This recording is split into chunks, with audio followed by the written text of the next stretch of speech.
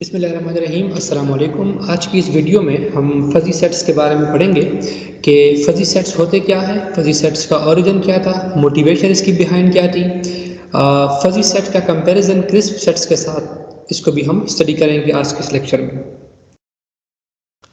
Contents होंगे, पहले हम क्रिस्प सेट की डेफिनेशन पढ़ेंगे, फिर क्रिस्प सेट की डेफिनेशन को देखते हुए इसकी लिमिटेशंस क्या है वो पढ़ेंगे। उसके बाद एलेज़ादे का दिया हुआ फ़ज़ी सेट का कंसेप्ट, उसके ऊपर एग्जांपल्स और ये प्रूफ करना कि एवरी क्रिस्प सेट जो है वो फ़ज़ी सेट होता है, बट कन्वर्सली जो है उसका ट्रू नहीं है, यानी फ़ज़ी सेट मे और may not be a crisp set.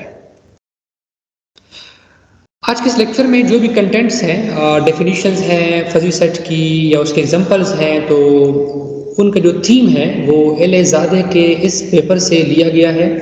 ये फ़ज़ी सेट्स के ऊपर लिखा गया पहला पेपर है और अब तक गूगल स्कॉलर की साइटेशंस के मुताबिक इसकी जो साइटेशन है 1,13,703 है। इतनी दफ़ा गूगल स्कॉलर के मुताबिक ये पेपर साइट हो चुका है।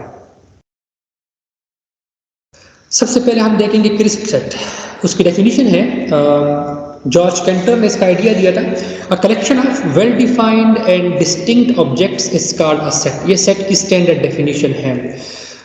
यहाँ पे तीन टर्म्स हैं, एक तो है कलेक्शन, दूसरा है कलेक्शन वेल डिफाइंड होना चाहिए, तीसरी बात है डिस्टिंक्ट ऑब्जेक्ट्स होने चाहिए। कलेक्शन किसी भी ऑब्जेक्ट्स का हो सकता है, ऑब्जेक्ट्स से एक मजमूआ, उसको हम कलेक्शन कहते हैं। डिस्टिंक्ट के कलेक्शन के अंदर एलिमेंट्स डिफरेंट होंगे, एक दूसरे से मुख्तलिफ होंगे। ये वेल डिफाइंड, इसको अंडरलाइन किया गया है, ये एक मेन पार्ट है इस डेफिनेशन का। एंड वेल डिफाइंड के टर्म की जो मीनिंग है वो ये है that one can easily understand which element belongs to set and which element does not. कोई इजीली जज कर सके कौन सा एलिमेंट सेट में होगा और कौन सा नहीं होगा। यही वो टर्म है जो किसी कलेक्शन को सेट डिक्लेयर करने के लिए बहुत एसेंशियल है। यहाँ से एक कंक्लूजन हम ये ड्रा करते हैं कि अगर वो कलेक्शन वेल डिफाइंड नहीं है तो फिर वो सेट नहीं कहलाएगा, और अगर वो वेल डिफाइंड है तो फिर वो सेट कहलाएगा। इट मीन्स कंक्लूजन जो होगा, not every collection is a set. कोई हर कलेक्शन सेट होगा नहीं, हर कलेक्शन सेट नहीं होगा। अब इसके एग्जांपल्स अगर हम देखें, A is a collection of first 5 positive integer। तो यहाँ पे जो पॉजिटिव इंटीजर्स का जो पूरा सेट है वो एक यूनिवर्सल सेट है, और जो सेट A है वो है collection of first 5 positive integer. तो हम इजीली जज कर लेते हैं कि इसके अंदर पहले 5 पॉजिटिव इंटीजर होंगे, 1, 2, 3, 4 और 5। ये हमने यहाँ पे टैप कर लिए। इजीली ये जज हो गया। इट मीन ये जो कलेक्शन है ये वेल डिफाइंड है। इट मीन ये क्या है, एक सेट को रिप्रेजेंट कर रहा है। सिमिलरली एक और कलेक्शन है, B is collection of vowel alphabets. तो जब अल्फ़ाबेट्स हमारे पास 26 है, तो उनमें से जो वावल है वो 5 है। इट मीन्स ये भी अंडरस्टैंडेबल है और हम जज कर सकते हैं कि इनमें कौन से एलिमेंट है और कौन से नहीं है। ये कलेक्शन भी क्या है, वेल डिफाइंड है। इट मीन्स ये क्या है, एक सेट है। अब सेट्स में एक मेंबरशिप डिग्री का एक कंसेप्ट है, हम थोड़ा सा इसको एलाबोरेट करेंगे। For any set A, the characteristic function CHA is defined as. तो कोई भी सेट, यूनिवर्सल सेट से हम कुछ एलिमेंट्स लेते हैं तो उससे हमारे पास क्या बनता है, एक सेट बनता है। और हमने पीछे 2 एग्जांपल्स पढ़ लिए और वही एग्जांपल्स यहाँ भी गिवन है। कैरेक्टरिस्टिक फंक्शन किसी भी सेट के एलिमेंट्स की मेंबरशिप डिग्री बताता है। तो अगर कोई एलिमेंट, अब U हमारे पास एक यूनिवर्सल सेट है,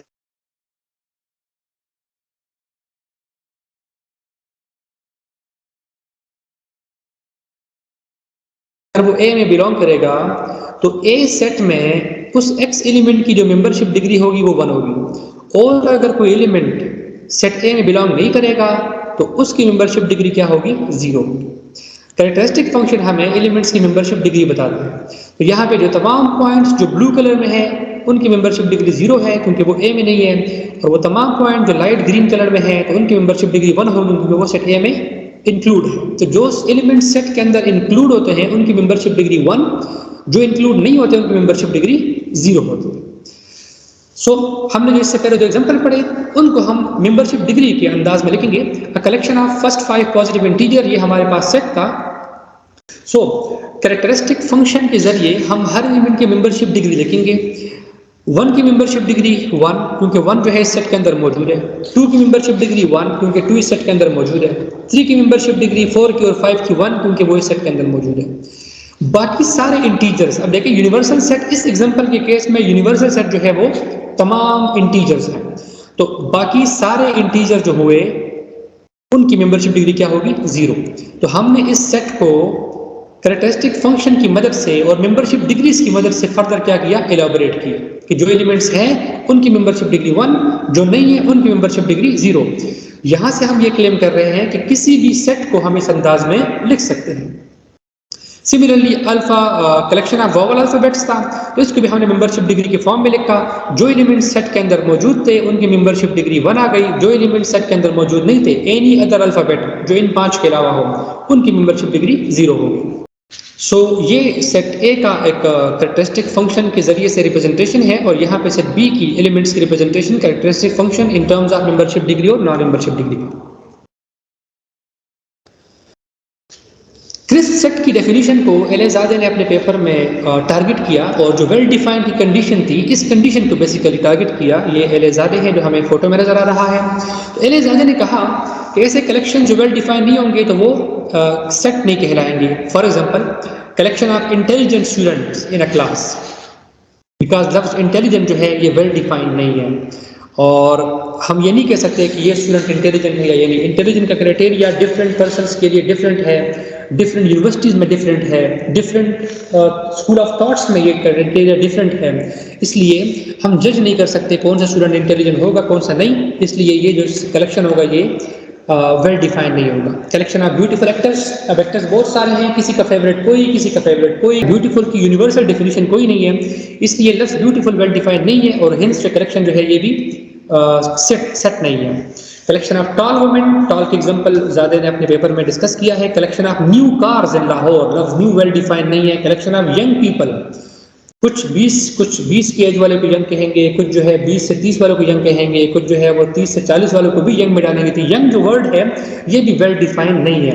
intelligent, beautiful, tall, new, young, ये सारे वर्ड जो है ये वेल डिफाइंड नहीं है। तो हम इन वर्ड्स को कहते हैं फजी वर्ड्स। ये फजी, यहाँ पे अनसर्टेनिटी है, फजीनेस क्रिएट होती है। ज़्यादा ने अपने पेपर में एक और बड़ी अच्छी एग्जांपल लिखी थी, collection of numbers much greater than 1। तो हम किसी सेट में किसी सेट के जरिए इसको एक्सप्लेन नहीं कर सकते क्योंकि ये वेल डिफाइंड नहीं है। क्यों? क्योंकि जो मच ग्रेटर वर्ड है ये वेल डिफाइंड नहीं है। अगर हम कहें collection of numbers greater than 1 फिर तो बात क्लियर है, 1 से बड़े सारे हम बना देंगे, बट ये लफ्ज मच ग्रेटर है ये वेल डिफाइंड नहीं है। हम इसको इलस्ट्रेट करेंगे जरा भी। ज़्यादा के इसी टर्म्स को हम जरा, इसी एग्जांपल को हम आगे एक्सप्लेन करेंगे कि collection of numbers much greater than 1। अगर मैं इसको यूँ लिखता हूँ 2, 3, 4, 5 ये सारे 1 से बड़े हैं तो ये रॉन्ग होगा। क्यों? 2 और 3 के दरमियान जो नंबर्स है वो भी तो 1 से बड़े हैं, वो इसमें नहीं है। 3 और 4 के दरमियान नंबर्स है वो भी इससे बड़े 1 से बड़े हैं, मच ग्रेटर है तो वो भी इसमें नहीं है, एंड सो ऑन। अगर मैं ऐसे लिखूँ कि इसके अंदर वो एक्स एलिमेंट है, वो तमाम एलिमेंट जो 2 से ग्रेटर है या सपोज 1 से ग्रेटर है तो भी गलत होगा, क्योंकि ये कहा गया कि वो एलिमेंट, वो नंबर जो मच ग्रेटर है। तो अगर 2 से ग्रेटर मैं डिक्लेयर करूं, इसका मतलब अगर मैं 3 लिखता हूं तो 3 मच ग्रेटर देन 1 है, लेकिन 5 है वो उससे भी ज्यादा मच ग्रेटर है, 10 है वो 5 के मुकाबले में भी मच ग्रेटर है। तो बात की सेंस नहीं बन रही, इट मीन ये रिप्रेजेंटेशन भी करेक्ट नहीं है। ज़्यादा ने अपने पेपर में फिर ये रिप्रेजेंटेशन लिखी थी कि मच ग्रेटर देन 1 नंबर्स की अगर हम बात करेंगे तो अगर मैं 1 ले लूँ, 1 can never be much greater than 1, तो 1 की मेंबरशिप डिग्री को 0 मान लेंगे। 5 ले लूँ तो 5 के बारे में हम ये श्योर नहीं कह सकते कि 1 से मच ग्रेटर है या नहीं है। एक सूरत में 1 के मुकाबले में 2 के 3 के मुकाबले में तो है, बट 10 के मुकाबले में 5 जो है मच ग्रेटर नहीं है। तो हम उसको एग्जैक्ट नहीं कह सकते कि है या नहीं है, 0 और 1 के फॉर्म में नहीं कह सकते। तो हम 5 को एक मेंबरशिप डिग्री दे रहे हैं कि ये जो मच ग्रेटर है 1 से, कितने इसकी मेंबरशिप डिग्री 0.01 है। 10 5 के मुकाबले में ज़्यादा मच ग्रेटर है 1 से, उसकी मेंबरशिप डिग्री बढ़ गई। 100 10 के मुकाबले में ज़्यादा मच ग्रेटर है, उसकी मेंबरशिप डिग्री और बढ़ गई। 500 इन तमाम के मुकाबले में ज़्यादा मच ग्रेटर है 1 से, तो उसकी मेंबरशिप डिग्री सबसे ज़्यादा है। लेकिन ये ज़रूरी नहीं है। ये तो डिफरेंट पर्सन्स के लिए डिफरेंट ये सेट बनेगा, तो ये रिप्रेजेंटेशन भी ठीक है, ये रिप्रेजेंटेशन भी ठीक है। फिर एक रिप्रेजेंटेशन ये बनती है कि अगर हम इस कलेक्शन को रिप्रेजेंट करें किसी फंक्शन के साथ, मेंबरशिप डिग्री जो होगी हर एलिमेंट की, उसको अगर हम यू डिफाइन करें तो ये एक रिप्रेजेंटेशन बनती है। अब इसमें अगर हम लिखते हैं 1 लिखते हैं, क्योंकि हमने यहाँ कह दिया कि x ग्रेटर देन 1 के लिए ये वाला फंक्शन होगा और x लेस देन और इक्वल के लिए ये होगा। तो अगर x में 1 लेता हूँ तो ये वाला टर्म्स आ रहा है, x इज इक्वल टू 1 के लिए मेंबरशिप डिग्री 0 है। 1 से लेस जितने नंबर है वो मच ग्रेटर हो ही नहीं सकते, तो जितने भी 1 से लेस नंबर्स है उनके लिए मेंबरशिप डिग्री क्या है, 0 ही है। अब अगर x में 1 से ग्रेटर लेता हूँ, यानी मैं लेता हूँ x2 लेता हूँ, तो यहाँ x की वैल्यू 2 पुट करेंगे, 1/2 आ जाएगा जो कि 0.5 बन जाएगा, और 1 माइनस 0.5 0.5 बन जाएगा, तो उसकी मेंबरशिप डिग्री आ गई। सिमिलरली x की वैल्यू आप 3 पुट करेंगे, मेंबरशिप डिग्री और बढ़ जाएगी। x की वैल्यू 4 पुट करेंगे, मेंबरशिप डिग्री और बढ़ जाएगी। जो मैं यहाँ x की वैल्यू बढ़ा रहा हूँ, मतलब वो नंबर 1 से मच ग्रेटर बनता जा रहा है, मतलब उसकी मेंबरशिप डिग्री बढ़ेगी। तो ये एक फंक्शन है जो कि इस सेट को, इस कलेक्शन को अच्छी तरह से एक्सप्लेन कर रहा है। हमने ये देखा कि हम एग्जैक्ट नहीं कह सकते कि कौन से एलिमेंट 1 से मच ग्रेटर है या नहीं है, बट हम कंपैरिजन में कह सकते हैं ये 1 से इतना बड़ा है, ये 1 से थोड़ा सा ज्यादा बड़ा है, ये 1 से थोड़ा सा और बड़ा है, एंड सो ऑन। ये हमने इस ज़ादा के जो पेपर में एग्जांपल थी उसको डिस्कस किया। इसके बेस पे ज़्यादा ने फजी सेट डिफाइन किया। For any universal set x a fuzzy set is of the form. Fuzzy set को डिफाइन किया कि किसी भी यूनिवर्सल सेट के एलिमेंट एक्स के एलिमेंट्स को फजी सेट क्या करता है, मेंबरशिप डिग्री देता है। और ये जो एस है ये एक मैपिंग है, सेट एक्स के एलिमेंट्स को 0-1 पे मैप करता है, यानी ये सेट एक्स के एलिमेंट्स को 0-1 में से कोई मेंबरशिप डिग्री देता है, ठीक है। और एस ऑफ एक्स को हम क्या कहते हैं, मेंबरशिप डिग्री और मेंबरशिप ग्रेड कहते हैं। ये ज़्यादा ने अपने इस पेपर में, ये रेफरेंस उस पेपर का फजी सेट को यूं डिफाइन किया था।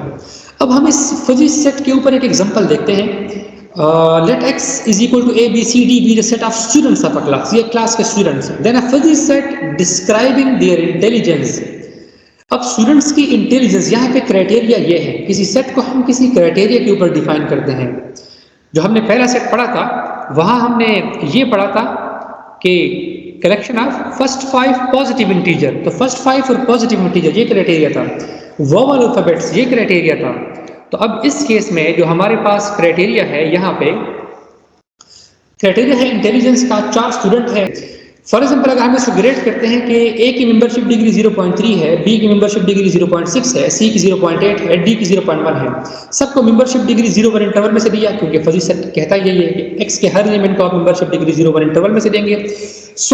हम ये देख रहे हैं कि सी की मेंबरशिप डिग्री सबसे ज्यादा है, इट मीन सी जो है वो सबसे ज्यादा इंटेलिजेंट है। सी की मेंबरशिप डिग्री सबसे ज्यादा है तो सी सबसे ज्यादा इंटेलिजेंट हुआ। डी की मेंबरशिप डिग्री सबसे कम है, डी सबसे कम इंटेलिजेंट हुआ। बी की मेंबरशिप डिग्री ए और डी से ज्यादा है तो बी जो है वो ए और डी से ज्यादा इंटेलिजेंट हुआ, लेकिन सी के मुकाबले में कम इंटेलिजेंट हुआ। तो फजी सेट जो है वो सिर्फ ये नहीं कहता कि एलिमेंट सेट में है या नहीं है, किसी एलिमेंट के सेट में इंक्लूड होने की जो पार्शियल पॉसिबिलिटी है उसको भी डिस्क्राइब करता है। ये फजी सेट की एक खासियत है, और हम इसलिए हम कहते हैं कि फजी सेट जो है वो जनरलाइज है, क्रिस्प सेट की एक जनरलाइज फॉर्म है वो। एक रिमार्क है कि every crisp set can be a fuzzy set but converse is not true in general. Fuzzy set हमने डेफिनेशन देखी कि फजी सेट जो है वो 0-1 में से मेंबरशिप डिग्री अलाउ कर रहा है। मेंबरशिप डिग्री 0 भी हो सकती है, 1 भी हो सकती है, इनके बिटवीन भी हो सकती है। तो फजी सेट एलिमेंट्स को मेंबरशिप डिग्री 0-1 इंटरवल में से देता है। जबकि अगर मैं क्रिस्प सेट की बात करूं तो वहां पे 2 पॉसिबिलिटीज है, या तो एक एलिमेंट किसी सेट में है या सेट में नहीं है। जो एलिमेंट सेट के अंदर है ये देखिएगा तो उनकी मेंबरशिप डिग्री 1, जो नहीं है उनकी मेंबरशिप डिग्री 0 है।